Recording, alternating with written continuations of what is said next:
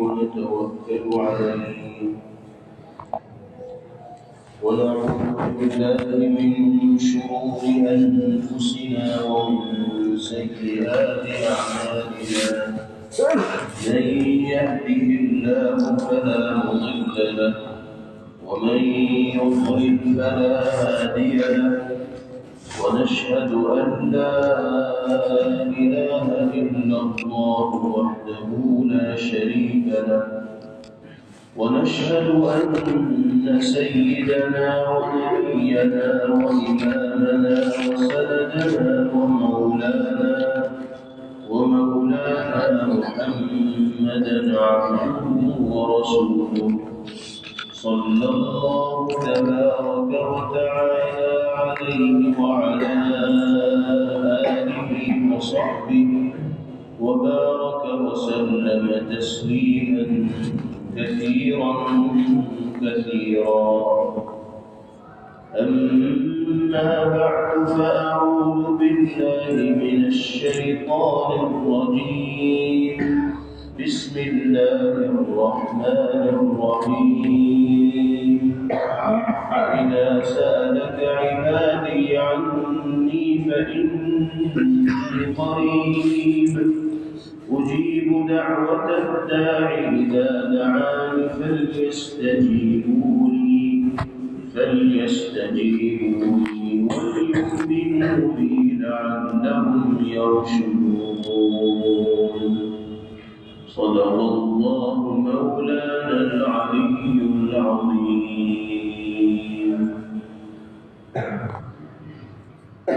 اللہ رب العزت والجلال کا فضل و کرم اس کا انعام و احسان ہے کہ اس نے ہم سب کو ایک مرتبہ پھر رمضان کی مبارک ساعتوں میں قدم رکھنے کی اور اس کی خیرات و برکات کو اپنے دامن میں سمیٹنے کی توفیق عطا فرمائے۔ اللہ تعالی پورے مہینے کے قیمتی لمحات کو وصول کرنے کی ہم سب کو توفیق و رحمت فرمائے اور مکمل قدردانی کے ساتھ اس ماہ مبارک کو گزارنے میں باری تعالی ہماری نصرت اور مدد فرمائے۔ رمضان کا مبارک مہینہ جیسے کہ آپ جانتے ہیں نیکیوں کا موسم بہار ہوا ہوتا ہے اور اس میں ہر نیک عمل کا جو ثواب اللہ کی جانب سے متعین کیا جاتا ہے وہ رمضان کے علاوہ دیگر مہینوں میں اور دوسروں دنوں میں کیے جانے کے نتیجے میں انسان کو نصیب نہیں ہوگا، حاصل نہیں ہوگا۔ نفل کا ثواب فرض کے برابر اور فرض کا ثواب 70 گنا بڑھ جاتا ہے۔ اس لیے ہر ایمان والے کو قدردانی کے ساتھ اس ماہ مبارک کو گزارنے کی فکر کرنی چاہیے،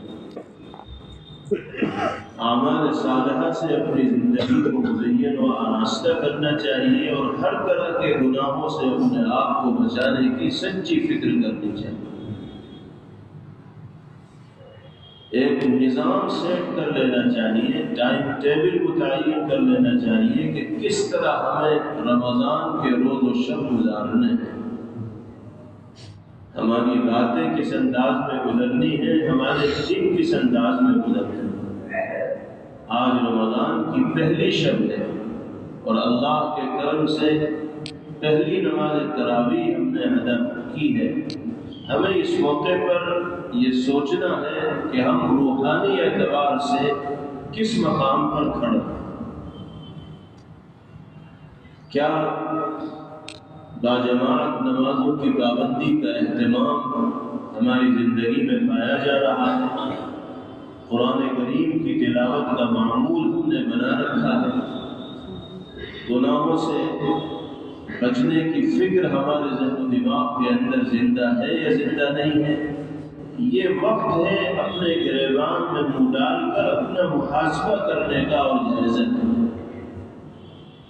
خدا نخواستہ گناہوں کی طرف اگر میدان زیادہ ہے اور حسنات اور نیکیوں کے بجائے سیئات اور گناہوں کے کاموں سے دل زیادہ لگا ہوا ہے، تو اس مبارک مہینے کی پہلی ہی رات میں اور ابتدائی لمحات ہی میں ہمیں اپنے آپ کو سنوار لینا چاہیے، گناہوں سے توبہ کر لینی چاہیے اور اعمال صالحہ سے اپنی زندگی کو منور کرنا چاہیے، اس لیے کہ معلوم نہیں پورا مہینہ ہمیں میسر ہوگا یا نہیں ہوگا، اور اگر پورا مہینہ میسر ہو بھی گیا تو کچھ پتہ نہیں آئندہ سال پھر یہ ماہ مبارک نصیب ہوگا یا نہیں۔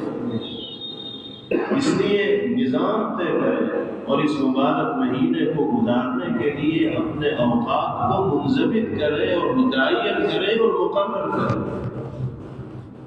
قرآن پاک کے ساتھ رمضان کا بہت گہرا ربط و تعلق ہے، رشتہ ہے۔ زیادہ سے زیادہ کلام الہی کی تلاوت کی کوشش کی جائے اور طے کیا جائے کہ ہمیں اس ماہ مبارک میں کتنی مرتبہ قرآن پاک مکمل کرنا ہے۔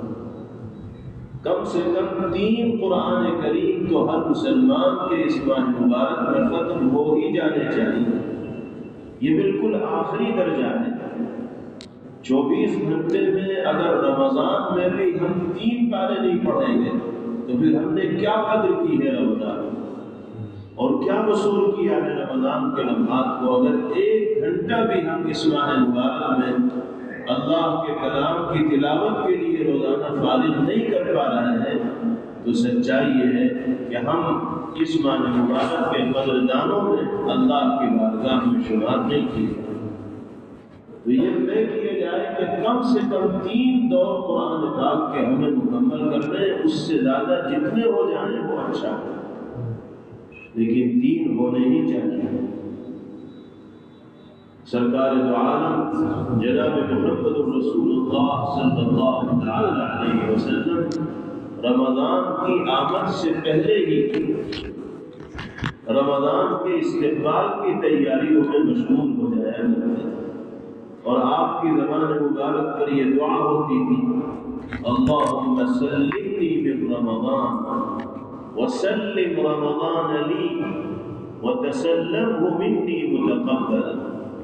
اے اللہ، رمضان کے مبارک مہینے میں مجھے گناہوں سے محفوظ فرمائیے۔ پیغمبر علیہ السلام تو ہر طرح کے گناہوں سے اور اعمال بد سے محفوظ تھے، اللہ نے تو آپ کو معصوم بنا کر اس دنیا کے اندر بھیجا تھا۔ آپ کی ذات پاک سے باری تعالیٰ کی نافرمانی کا صدور ممکن ہی نہیں تھا، اس کے باوجود بھی نبی کریم علیہ السلام یہ دعا فرما رہے ہیں کہ اللہ، رمضان کے مبارک مہینے میں مجھے گناہوں سے محفوظ فرمائیے۔ گویا کہ پیغمبر علیہ السلام ہمیں اور آپ کو یہ سبق دے رہے ہیں، یہ نصیحت فرما رہے ہیں کہ تمہیں خاص طور پر اس ماہ مبارک میں گناہوں سے بچنے کی فکر کرنی، اس لیے کہ اس میں جس طرح نیکیوں کا ثواب زیادہ ہوتا ہے اسی طرح گناہوں کا وبال بھی زیادہ ہے۔ اور دعا فرماتے تھے کہ اے اللہ، جن عبادات کی توفیق اس ماہ مبارک میں آپ مجھے مرحمت فرمائیں، ان کو اپنی بارگاہ میں قبولیت کا مقام بھی عطا فرمائیں۔ اس لیے ہم سب کو رمضان کے شروعات ہی میں یہ عہد کر لینا چاہیے کہ پورے مہینے کو اللہ کی مرضی اور منشا کے مطابق گزارنے کی کوشش کریں گے۔ ہماری نیت اگر درست ہوگی تو اللہ کی نصرت و مدد ہمارے شامل ہے۔ تجارت پیشہ حضرات کے سیزن کا جو زمانہ ہوتا ہے، کاروباری ساتھیوں کے سیزن کا جو وقت ہوتا ہے، تو اس میں وہ عام دنوں سے زیادہ دکان پر وقت دیتے ہیں، کاروبار کو وقت دیتے ہیں، رات دن ایک کر دیتے ہیں، اور سیزن کے ٹائم کے آنے سے پہلے ہی اس کی تیاریاں شروع کر دی جاتی ہیں۔ دکانوں میں اسٹاک کر لیا جاتا ہے، سامان کا ذخیرہ کر لیا جاتا ہے، تاکہ موقع پر جب گراہکوں کی بھیڑ آئے تو کوئی ہمارے پاس سے خالی ہاتھ واپس نہ جائے، اور جس کی جو مراد ہو، جس کا جو مطالبہ ہو، جس کا جو تقاضا ہو، ہم وہ پورا کر سکیں۔ جو تاجر حضرات، جو کاروباری حضرات سیزن کی تیاری پہلے سے کر لیتے ہیں اور اس کا نظام پہلے سے سیٹ کر لیتے ہیں، تو ان کا سیزن بہت اچھا گزرتا ہے اور ان کو خوب فائدہ ہوتا ہے، نفع ہوتا ہے۔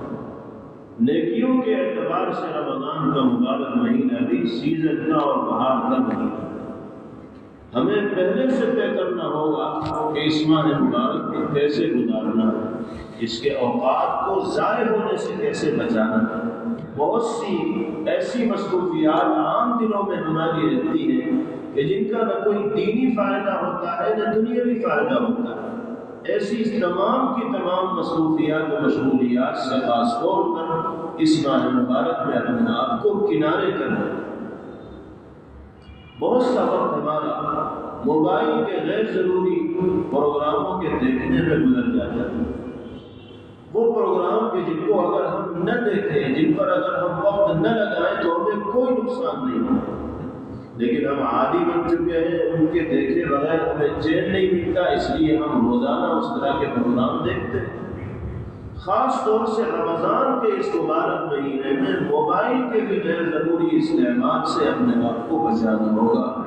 جس طرح ہم روزہ رکھتے ہیں رمضان میں اور کھانے پینے سے صبح سے شام تک رکے رہتے ہیں، نفسانی خواہشات اور تقاضوں پر عمل کرنے سے رکے رہتے ہیں، اسی طرح اگر چاہے بھی موبائل کے غیر ضروری پروگراموں میں مشغول ہونے تو ہم اپنے جی پر کنٹرول کریں، اپنے نفس پر قابو کریں، اور رمضان میں خاص طور پر اپنے قیمتی اوقات کو ضائع ہونے سے اور برباد ہونے سے بچانے کی فکر۔ جناب رسول اللہ صلی اللہ تعالی علیہ وسلم سے سوال کیا گیا، حضرت عائشہ صدیقہ رضی اللہ تعالی عنہا نے پوچھا کہ یا رسول اللہ، رمضان کے مبارک مہینے میں کون سی دعا کی جائے؟ کون سی دعا ایسی ہے کہ جس کو افضل قرار دیا جا سکتا ہے؟ تو پیغمبر علیہ السلام نے دعا سکھلائی، اللہم انک عفو کریم تحب العفو فاعف عنی یا کریم۔ اے اللہ، آپ بہت معاف فرمانے والے، بہت کرم فرمانے والے ہیں اور معاف کرنے کو پسند بھی فرماتے ہیں، مجھے معاف فرما دیجیے اے کریم۔ اس لیے جتنا ممکن ہو سکے اس دعا کا خاص طور پر اس ماہ مبارک میں اہتمام کرنا چاہیے، اور دعا عبادت کا مغز ہے، عبادت کا خلاصہ اور نچوڑ ہے، اور رمضان میں دعا کی اہمیت دوسرے مہینوں کے مقابلے میں بڑھ جاتی ہے، اس لیے کہ روزے دار روزے کی حالت میں جب اللہ کے در پر ہاتھ پھیلاتا ہے، فقیرانہ شام کے ساتھ حاضر ہوتا ہے، تو اللہ پھر اس کی امیدوں کو پورا فرماتے ہیں، اس کی توقعات کو پورا فرماتے ہیں، اس کو محروم واپس نہیں کرتے۔ دن بھر روزے سے رہتا ہے، رات میں جب روزے دار اللہ کے بارگاہ میں ہاتھ اٹھاتا ہے تو اللہ اس کو محروم نہیں فرماتے، اس کی جھولی کو اپنی رحمتوں سے بھر دیتے ہیں۔ جناب رسول اللہ صلی اللہ علیہ وسلم نے جن خوش نصیب لوگوں کے بارے میں یہ ارشاد فرمایا ہے کہ ان کی دعائیں رد نہیں کی جاتی، ان میں سے ایک مظلوم ہے اور ایک روزے دار بھی۔ پتہ چلا کہ دعا کا بھی اس ماہ مبارک کے ساتھ بڑا گہرا ربط و تعلق ہے، اس لیے اللہ سے خوب گریہ وزاری کے ساتھ لو لگانی چاہیے اور دعا مانگنی چاہیے۔ قرآن پاک کی وہ آیت کریمہ جو آپ کے سامنے پڑھی گئی، اس میں یہی مضمون بیان کیا جا رہا ہے۔ اللہ تعالیٰ ارشاد فرماتے ہیں، وَإِذَا سَأَلَكَ عِبَادِي عَنِّي فَإِنِّي قَرِيبٌ۔ نبی کریم علیہ السلام کو خطاب ہو رہا ہے کہ جب میرے بندے آپ سے میرے متعلق سوال کریں تو انہیں بتا دیا کیجیے کہ میں ان کے بہت قریب ہوں۔ اجیب دعوت الداعی اذا دعان، جب پکارنے والا مجھے پکارتا ہے، سوال کرنے والا سوال کرتا ہے، فریاد کرنے والا فریاد کرتا ہے، تو میں اس کی فریاد رسی کرتا ہوں، اس کی پکار کو سنتا ہوں، اس کی مراد پوری کرتا ہوں۔ نبی کریم علیہ السلام کی احادیث طیبہ سے معلوم ہوتا ہے کہ 4 چیزوں کی کثرت اس ماہ مبارک میں ایمان والوں کو کرنی چاہیے۔ نمبر 1، کلمہ توحید کا کثرت کے ساتھ علم کیا جائے، لا الہ الا اللہ محمد رسول اللہ۔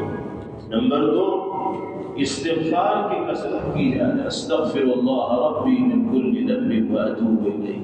نمبر 3، جنت کا سوال کثرت کے ساتھ اس ماہ مبارک میں کیا جائے، اللہم انی اسألک الجنہ، اے اللہ میں آپ سے جنت کا سوال کرتا ہوں۔ چند سیکنڈ میں یہ سوال اللہ کی بارگاہ میں پیش کیا جا سکتا ہے، اور فائدہ کیا ہے؟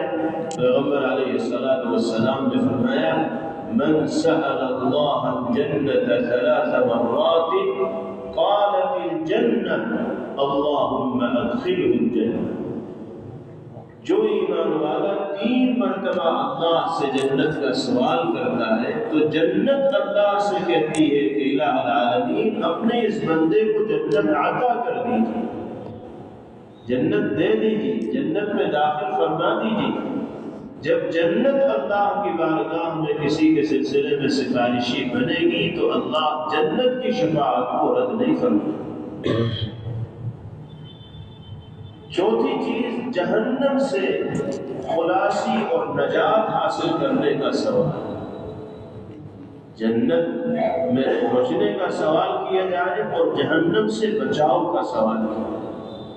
پیغمبر علیہ السلام فرماتے ہیں، من استجار من النار 3 مرات قالت النار اللہم اجرہ من النار۔ جو ایمان والا 3 مرتبہ اللہ سے جہنم سے پناہ چاہے گا تو جہنم اللہ سے کہے گی کہ اللہ اپنے اس بندے کو مجھ سے اور عذاب نار سے اور جہنم سے خلاصی اور نجات عطا فرما دے۔ جیسے اللہ جنت کی شفاعت قبول فرمائیں گے، اسی طرح جہنم کی شفاعت و سفارش بھی قبول فرمائیں گے۔ احادیث مبارکہ سے معلوم ہوتا ہے کہ رمضان کے مبارک مہینے میں 4 چیزوں کی کثرت ہونی چاہیے، ذکر اللہ کی، استغفار کی، جنت کا سوال کرنے کی، اور جہنم سے پناہ چاہنے۔ اور روزہ تو ہے ہی اس ماہ مبارک کی اہم عبادت، روزے کو روزے کی طرح رکھنے کی کوشش کی جائے، یعنی باجماعت نمازوں کی ادائیگی کا اہتمام ہو، اور ہر طرح کے گناہوں سے اپنے آپ کو روزے کی حالت میں بچانے کی فکر ہو، زبان بھی پاکیزہ ہو، نگاہیں بھی پاکیزہ ہو، کان اور دل، دماغ اور اعضاء و جوارح بھی پاکیزہ ہو۔ اللہ تعالی ہم سب کو مکمل قدردانی کے ساتھ اس ماہ مبارک کو گزارنے کی توفیق عمل فرمائے، اور اس کی خیرات و برکات سے پورے طور پر اپنے دامن کو اللہ تعالی ہمیں بھرنے کی توفیق نصیب فرمائے۔